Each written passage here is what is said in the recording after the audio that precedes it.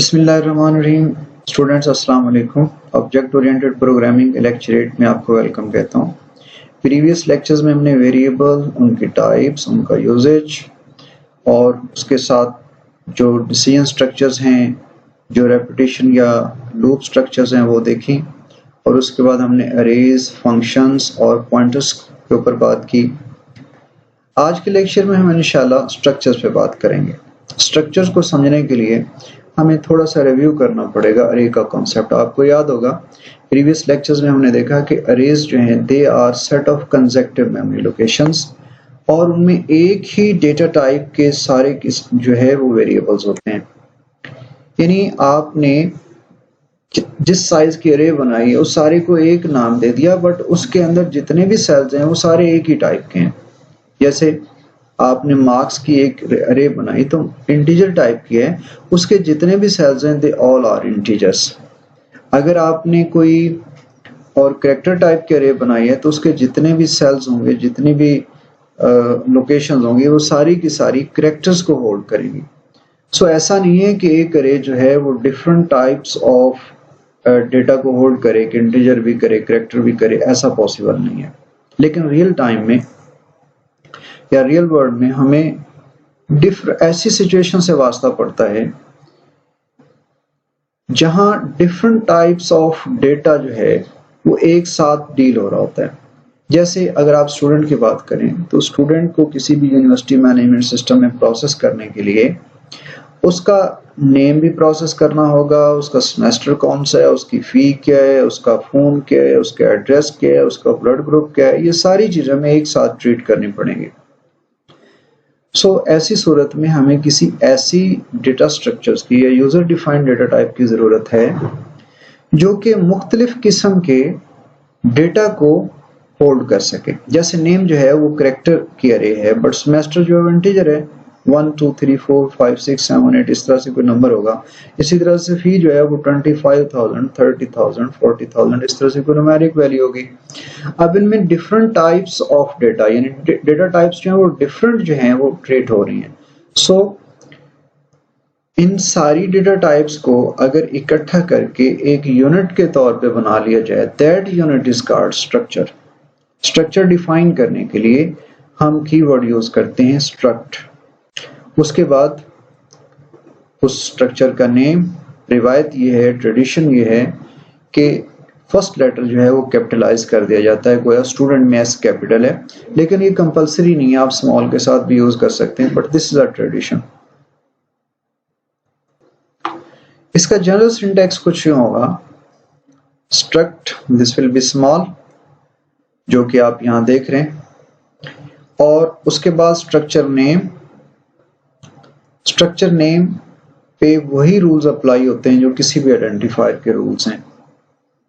Underscore आ सकता है, letters आ सकते हैं, नंबर भी आ सकते हैं, बट शुरू में नंबर जो है वो नहीं आ सकता। उसके बाद करली ब्रैकेट्स के अंदर हम जितने भी उसके वेरिएबल्स हैं जिनको वो स्ट्रक्चर कर रही है उन सभी को डिफाइन करेंगे, डिक्लेयर करेंगे, वेरिएबल डेफिनेशन आएगी, और उसके बाद क्लोजिंग ब्रैकेट और एंड पे सेमी कॉलन जो है वो मस्ट है। ये एक तरीकाकार होगा किसी भी स्ट्रक्चर को डिफाइन करने का। चूंकि मैंने आपको बताया कि स्ट्रक्चर जो है इसको आप एक यूजर डिफाइंड डेटा टाइप के तौर पे ट्रीट कर सकते हैं।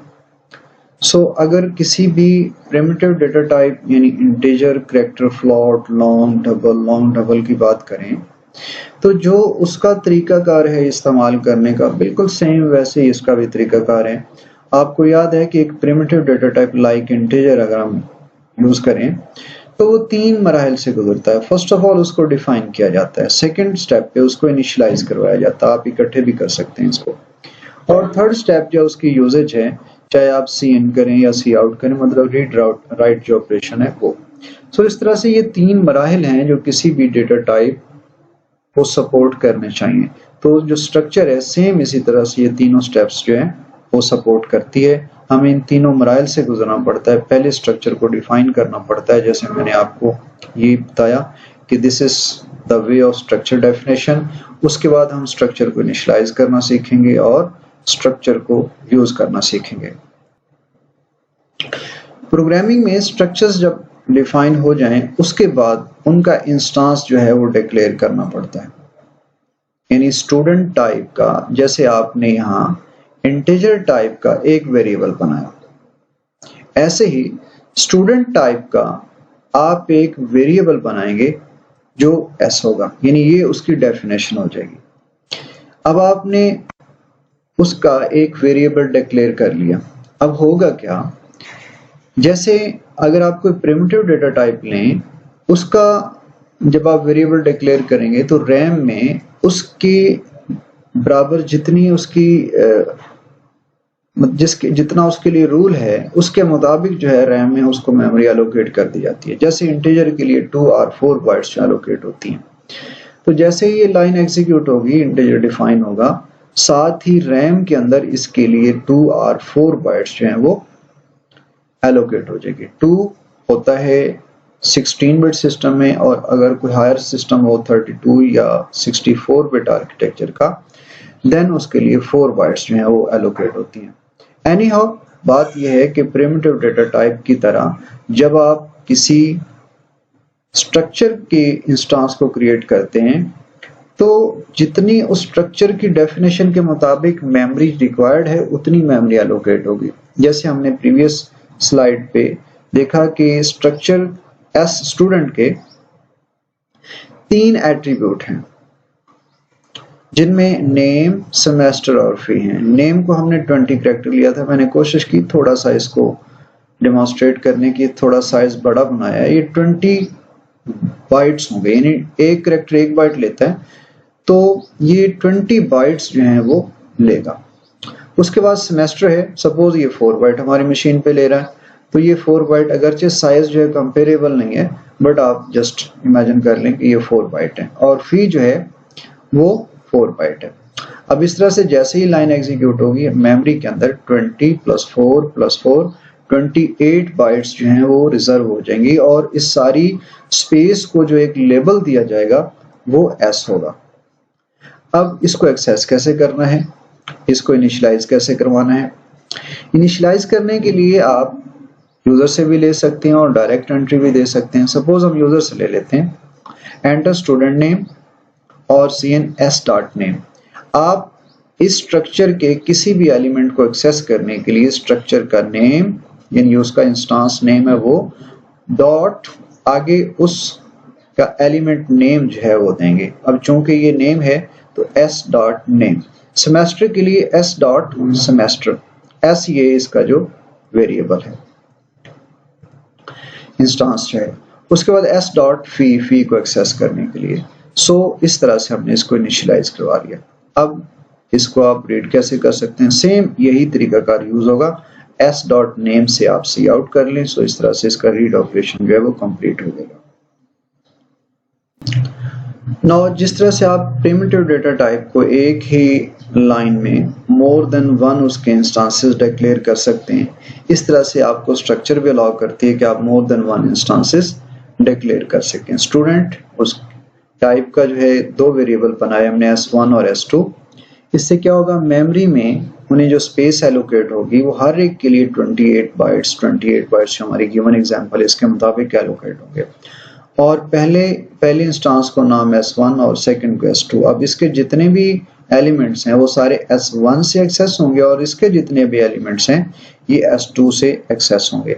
अगर आप s1 से इसको एक्सेस करने की कोशिश करते हैं तो s1.name से हमेशा ये एक्सेस होगा, ये एक्सेस नहीं होगा, ये अलाउड नहीं है। इसे एक तरह से हम ये कह सकते हैं कि स्ट्रक्चर जो है वो प्राइवेसी देती है कि एक स्ट्रक्चर के वेरिएबल्स या एलिमेंट्स कोई दूसरी स्ट्रक्चर एक्सेस ना कर सके। इसके एलिमेंट्स को ये नहीं एक्सेस कर पाएगा और इसके वेरिएबल्स को ये एक्सेस नहीं कर पाएगा। एक तरह से ये प्राइवेसी है, या एक तरह से इनकैप्सुलेशन जो है वो प्रोटेक्शन जो है, डेटा प्रोटेक्शन यहाँ से हमें स्ट्रक्चर के जरिए मिलती है। नाउ हम एक पूरा प्रोग्राम देखते हैं और उसको डिस्कस करते हैं कि किस तरह से आप एक स्ट्रक्चर को डिफाइन कर सकते हैं, फिर उसको आप आगे यूज कैसे कर सकते हैं। यूज करने के लिए आप किसी फंक्शन को बतौर आर्गुमेंट भी पास कर सकते हैं, और कोई फंक्शन जो बतौर रिटर्न वैल्यूज को रिटर्न भी कर सकता है, जस्ट लाइक जो नॉर्मल डेटा टाइप्स हैं उनकी तरह। हेडर फाइल्स और मेन के अंदर आप मेन से बाहर या उससे पहले कह लें कि आप स्ट्रक्चर को डिफाइन करेंगे, जो रूल्स बताएं उन्हीं के मुताबिक स्ट्रक्ट कीवर्ड और फिर उसका नेम और फिर करली ब्रैकेट्स के अंदर उनके जो वेरिएबल्स हैं या डिफरेंट डेटा टाइप्स का जो डेटा है उनके लिए आप वेरिएबल डिफाइन करेंगे। Definitely structure itself user defined data type है, लेकिन जो डेटा टाइप्स इसके अंदर यूज हो रही हैं they are primitive data types.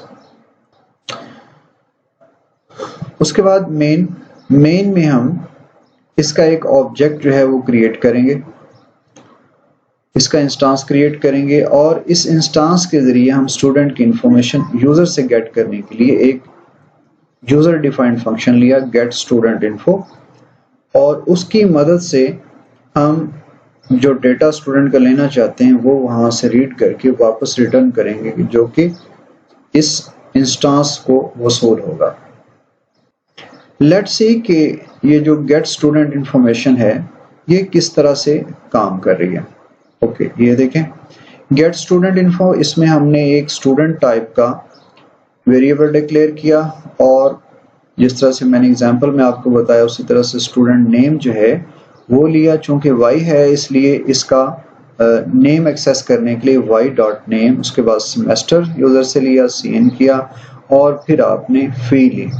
और ये जो एक इंस्टांस था चूंकि अब इसमें तीनों चीजें फिल हो चुकी हैं, नेम, सेमेस्टर और फी, एंड पे आपने इसको रिटर्न कर दिया।